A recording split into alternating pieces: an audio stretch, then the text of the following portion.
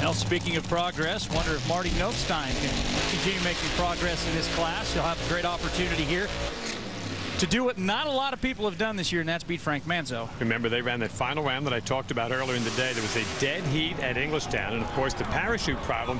Here's Marty at the national event at Englishtown. They had a problem with the chutes in one round of qualifying, had the problem with the chutes coming out here earlier today.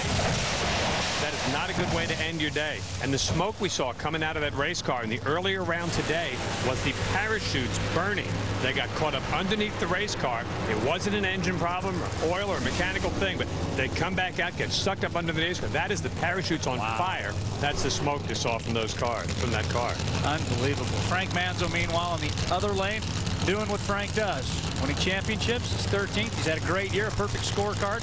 5 divisional wins, 5 national event wins, and not much has gone wrong for this guy this year, short of maybe the back tool of U.S. National. I guarantee you, if Marty does nothing else this round, he wants to get off the starting line first. He knows that the Lucas Oil race last week, for a thousandth of a second better off the line, he could have won that race. It was a virtual dead heat.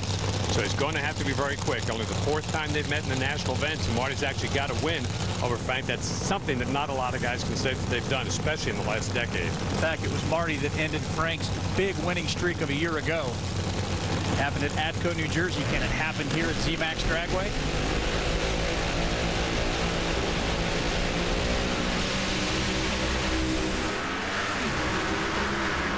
Marty is away first, but it's too much Frank Manzo at the end. 5:53.8.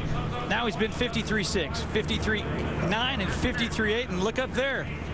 Sheik Khalid. How about that? That's the guy that'll be driving that race car coming this week, and he'll be hanging out for a couple of days, Monday, Tuesday, and Wednesday. And I guarantee you, if he's not driving that race car well, he's going to find out in a hurry that Frank can be a very demanding taskmaster, and it will be a tough deal for Frank Manzo to be outside his race car looking at somebody else drive it, too. I mean, that is not an easy situation. Go back and ask Kenny Burns when he first put his kid in the race car.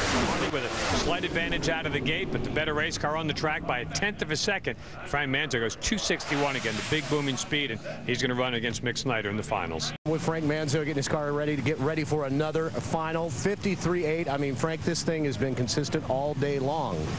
I'm going to show you how great the track is, how great of a crew I got. I'm just in here driving it. It's Lucas Hoosier. Unbelievable tires. We had to change a couple different sets of tires here in the eliminations and still ran the same EP. That goes to show you how good the product is, and Jags and my guys. And hey, we're just going to go to another final, and whatever the good Lord has, we're going to take. Try and pick up another Wally. He'll take on Mick Snyder in the final.